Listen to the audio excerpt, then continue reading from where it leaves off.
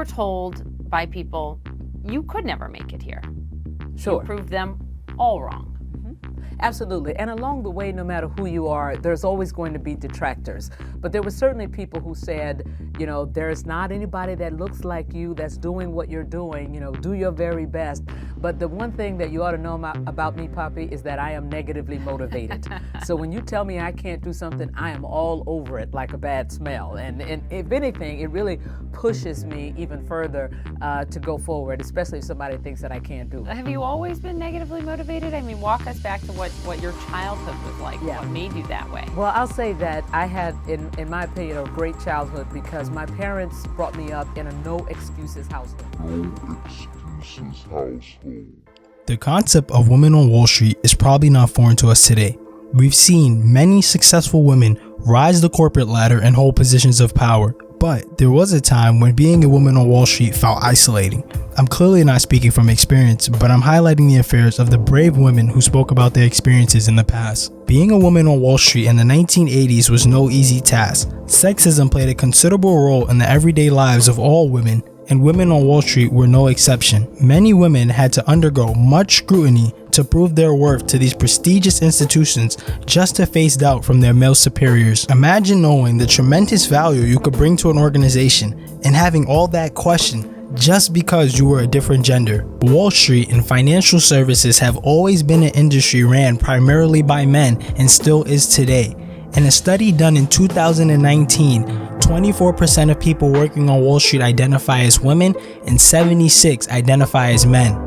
Rewind back to the 1980s, the percentage of women working on Wall Street was much lower. Some of these women were the only women working in their office, if not the only woman working in their office. Yet, defying the odds, a girl from Port Arthur, Texas was able to work her way up to becoming vice chairman at one of the top institutions on the street, ultimately solidifying herself as one of the greatest bankers of all time. In honor of Women's History Month, we will discuss a woman who has made history and continues to make history today. Carla Harris was born in Port Arthur, Texas, but later moved to Jacksonville, Florida, where she subsequently spent her adolescent years. The environment you grow up in is very important. Your upbringing can play a huge role in your future endeavors.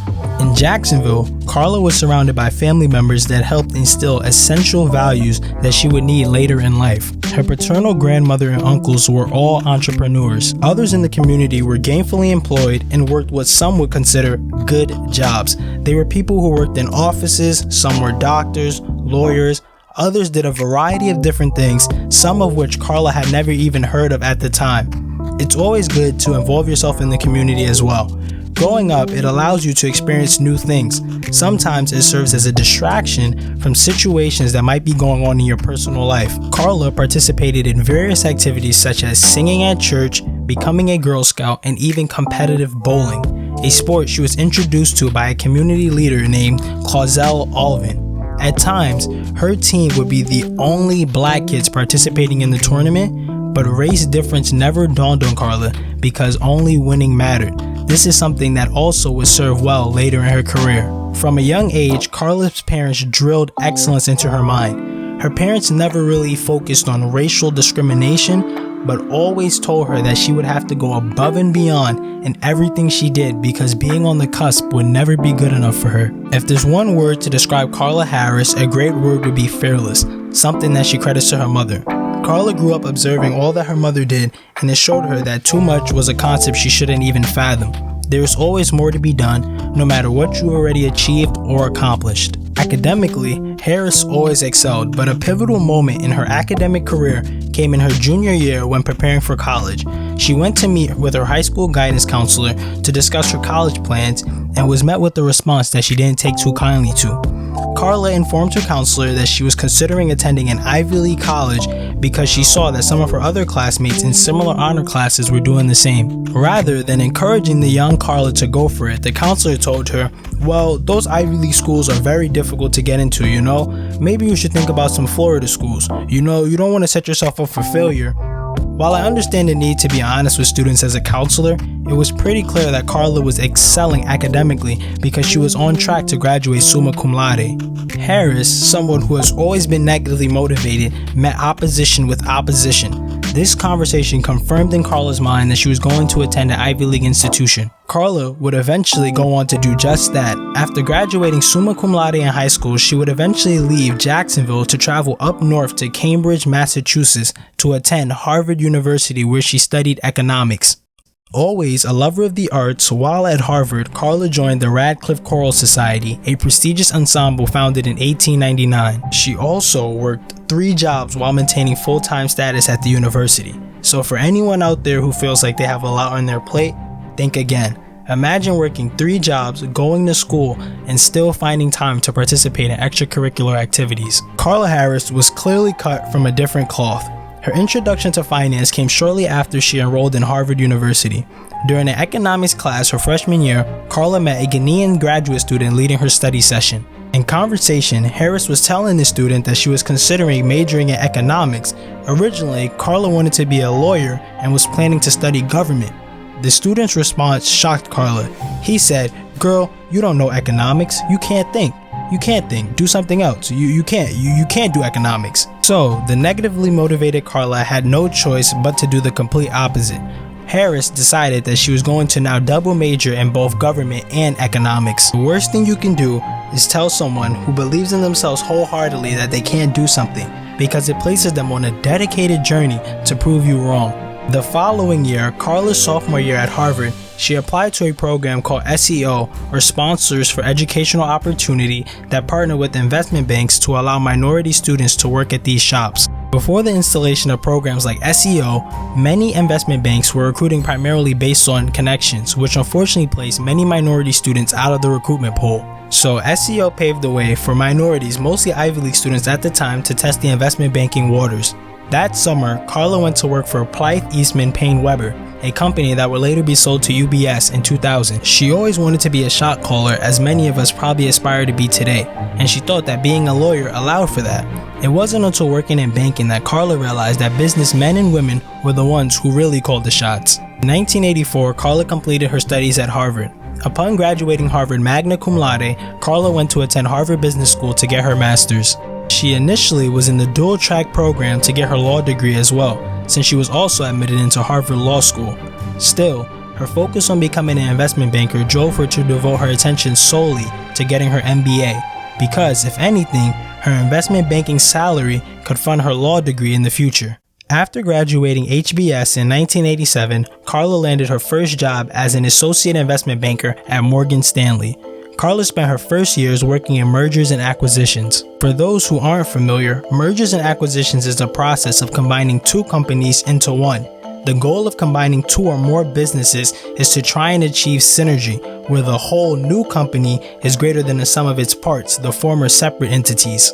After those years, Carla went on to work equity capital markets, a marketplace where companies can raise long-term equity through trade of common stock and preferred stock. This is where Carla spent the bulk of her career. 1999 was a pivotal year in Carla's progression.